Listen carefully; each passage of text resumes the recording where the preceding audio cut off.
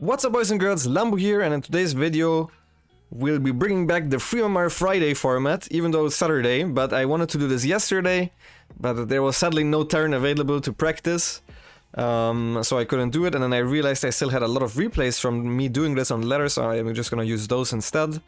Either way, it's gonna be the 9Roach aka Oxide build. That's what I usually call it because I made this build specifically for Oxide. It's gonna be a 9Roach pressure against Terran in the ZvT matchup. And it is basically supposed to look like 2-base Muta, whereas it actually is 9Roach. So if you already played 2-base Muta especially, it's very strong. But in general, it's very good on short maps. And on maps where you can avoid the Hellions, it gains in strength considerably as well. So let's jump right into the build order. It's 16 hatch, 18 gas, 17 pool, the super standard opener. Then we rally the 3 drones into gas, also super standard. 20 drone, 21 drone, no 20 overlord. So similar to the clash opener. And then the moment the pool is done, we start 4 lings and 2 queens at the same time. We just stay in gas with all 3 drones throughout all of this, so you don't need to worry about the gas drones at all. Then at 27 out of 28 we start 1 more drone at the natural and an overlord in the main base. And now at around 2 minutes and 15 seconds we start a Roach Warren in the main base. And then the moment the live responds, we make an extra drone at the natural. So now we're at 28 out of 28. The moment this overlord spawns, we make this, which was supply block, this one Lyra was supply block, we make it into a drone. And then we make 2 extra drones. So we should be at 31 out of 36 at this point in the game. Queen birth successful. I resumed a couple of times. I played it just now and I tried to perfect it a little bit. In this case, I simply just forgot the overlords at this point. So the next thing that's going to happen at 31 out of 36 is you make 2 overlords. At this point in time, the Reaper should be fought back with the 4 Zerglings, obviously. This is just very standard, as it happens in every TVZ. But now what you're doing is very important. The 3rd Overlord gets sent right in front of the Reaper stairs. The 2nd one stands in front of your natural, and you make sure that the Reaper does not jump into your main base. Because what will happen is, you will defend the Reaper, they will go and check your 3rd base, they will see there is no 3rd, they will go to the other one, and then they're gonna try jumping in. So make sure to have your Zerglings lined up here, together with the Queen in the main base, to make sure that this doesn't happen. So at 31 out of 36, we start the 2 overlords, one in the main, one in the natural. This will be natural, since those are the only 2 Lyra available at this point.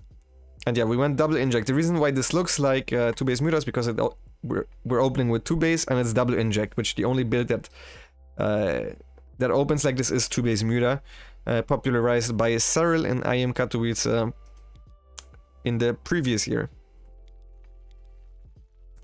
So the moment the Roach Point is done, we start 1 Roach in the main base and we start 1 drone at the natural. This is what we're doing at 31 out of at 31 supply, we start a drone at the natural the moment this Lyra spawns, and then the moment the Roach Point is done, we start 1 Roach in the main base.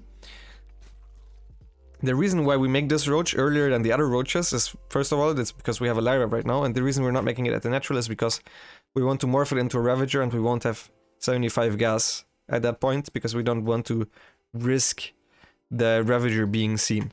Also, just a note, stay here with the Queen as long as the Reaper stays around this area. Just make sure you don't get scouted. But what I will do next is we're gonna, after this 1 Roach, the Lyra spawns, and we're making 4 extra Roaches from the main and 4 extra Roaches from the natural. Which will add up to to exactly 9 Roaches. So that's basically the build order. And the next thing we do is we inject the natural with the main queen, and we put a creep tumor in the front of our natural with this queen. And after that is done, this is exactly how you also play 2-base Muta, you go towards the 3rd base trying to zone out the Reaper with 2 queens. If the Reaper is still here, you can leave the queen here and just go with 1 queen. And we go there with a drone as well. This is the same drone and same 3rd base timing exactly as 2-base Muta. So as long as you make sure the Reaper doesn't get in, it's very, very hard for the Terran to scout what's going on. So at 50 out of 52, we take this hatchery. It might be a little bit delayed. If there's a Reaper here blocking it, make an Overlord first in the main base. So now, the moment we have the 75 gas, on top of the ramp, right, if there's a Reaper down here so he doesn't have vision, we make the Ravager, and then we just start walking across the map with the roaches we have. And the moment I have 100 minerals, we start making an overlord. And at this point, the queens are going back. This queen keeps just making creep tumors, and this queen keeps just injecting. I know we don't have an inject in the main base, but we don't need one at this moment. Start an extra overlord, and at this point we just make drones. We only make drones. The moment you have 100 gas, we start speed. And I will talk a lot about the execution and the follow-up after this, but basically you guys can do whatever you want after. I like to sometimes completely not use the Roach Born and just go Ling Bane, because very often they go into tanks blindly, so especially on short mobs, Ling Bane is very good against that, so I would go double upgrades before Lair into Ling Bane. If there's a Banshee, I might go for Lair first and then do whatever. You guys can play, or can keep going with Roach Ravager. You guys can all in with Roach Ravager with 1-1. You guys can open Roach Ravager and then go Ravager Ling Bane into Ultra. You guys can open with Roach Ravager since you already have a Roach Warren. It's good. You can go into like the dark style where you go into Hive and Lurkers if you want. You can really play anything afterwards. There is no specific opening where I can say this is for sure the best, but I will still talk about it a little bit later.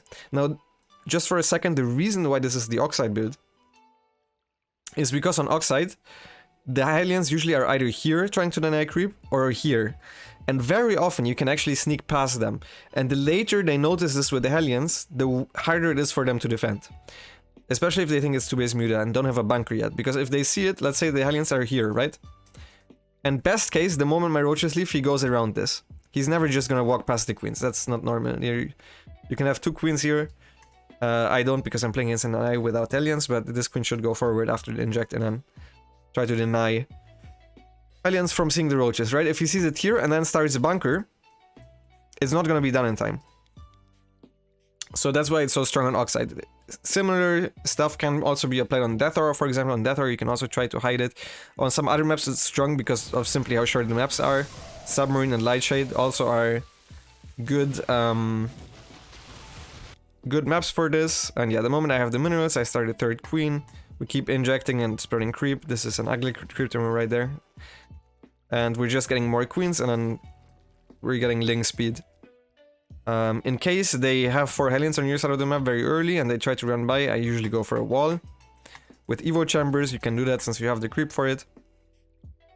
And relatively easily. I can't really talk about the execution in this replay since my opponent is a very easy AI. So we managed to defeat the very easy AI at least with this build, which gives us hope for the next one. Either way, let's head into some ladder games against actual players. Alright, so now we're in a replay of a ladder game where I played on my stream against Marine, who also was streaming. And my chat even told me his reaction, and he praised the build they told me. So if Hero Marines has something good to say about your build, it must actually be good, especially if he loses the game, which is the case. And Hero Marine is also a very smart player, so, and a very good player, probably better than all of your opponents on the ladder, which should mean that you guys don't have to discuss if this build is viable on diamond level or if you have to stop playing it at some point. The moment you get blind countered, you can try going 2-base Muta with it, and then your opponents will just be very far behind. I also have a replay that I will include in the description down below, where I played 2-base Muta against Clem, who I previously played this build against on Oxide, and he tried to blind counter that build and got super far behind against 2-base Muta and lost the game. So I will include that in the description as well. So if this kind of stuff works against Clem and Hero Marine, I also played in a tournament against Cure. You guys do not have to have doubts about how good this strategy is. Either way, we're doing exactly what I told you guys to do. We're blocking the scout here, as you can see, and then we have the roaches on the way. And then we start the hatchery here. And at this point I don't know what he was doing with his Hellions, but they were not here. And they scouted it way too late, but he sees that there is a hatchery. And he even went for a blind bunker on the low ground. But he went 3cc, 2-on-1. And there's no way he can defend that bunker, so he goes back into his main base. And all you really do is you kind of plow your way through to your opponent's main base. If you see they pull a lot of SCVs, you want to kite back towards where the depot is, so the SCVs don't get a full surround. And while all of this is going on, you're droning. Now he did a run by, and I told you guys to wall, but this is just a 2 Hellion run by, so it's not necessary. Against 4 Hellions, I think you guys should make an Evo Evolution Chamber wall. And you should have Overlord scouting for it. Just so you know. And yeah, you're just going for SCV damage with this. If there's like a Tech Lab researching cloak, you can try to stay there for a couple extra seconds, but you're on a clock very often, so just trying to get in as many SCV kills as possible is the way to go. At this point, the game is over. He has 16 SCVs against 40 drones. And we went into a lair, double gas. I think the lair first makes a lot of sense, no matter what it is, really. And then, since we're ahead, we're gonna go into 1-1 Roach. So if you guys want to follow up similarly, you can check out this replay. If I would go for Lingbane, I would go 2 gas first, and then probably take an earlier fort base. Maybe even upgrade, against what he did, maybe even upgrades before lair, but then we also need to make Zerglings earlier, so we just defend this. And yeah, we have 1-1 against 0-0 Marines. And he calls GG at that point. I think he clicked my roaches, but yeah, he also was half our supply and still on 2 base, right? And only on 3 Rex as well. So the build is basically what gave us the win here. And the execution is really very, very simple. It arrives also before Banshees are out, especially on the short maps. So all you do is you kind of just run through. If an opponent ever has 1, 2, 3 bunkers, or like 2 bunkers, or a bunker and a cyclone for some reason. For some reason, they managed to scout it, and you decided to go for it anyways, which you shouldn't. If they see the Roachman, just cancel it and play something else. It's not that bad of a standard opening, especially if your opponent has to play very afraid, right? If they don't see the cancel, that is. Like, if the Reaper comes here, you don't just cancel the Roachman, you cancel it after the Reaper. I mean, that's really obvious. So either way, if there's like a couple bunkers on the high ground, there's already Widow Mines here, or there's a tank, or there's a cyclone for some unknown reason, then just kill the depots on the front. Kill a gas, obviously, if it's there, force a lift off, and then go back home. And if there's a Banshee, the Banshee will focus fire the Ravager, go to the opposite direction of where you want to retreat towards with the Ravager, so the Banshee has to follow the Ravager and then run back home with as many roaches as you can. And the follow-up, really, you guys just need to follow the normal rules of a ZvT early game, which is just make as many drones as possible for the mineral lines, and then you take gases. And then if you're up against bench, you can go lair first. If you're not, you can go upgrades first. You can really do whatever you want. It's basically just a standard opener afterwards. You get like 6 queens or so. You don't even have to continue with the roaches. If you want, after the roaches are done, just play Lingbane. You can play Lingbane Muta for all I care. It doesn't really matter. So yeah, that's it should be a short video today, but it's a very straightforward build. Not the hardest one to play. And I'm gonna think about it for a little bit, what kind of difficulty rating I want to give it. And then I'll be back.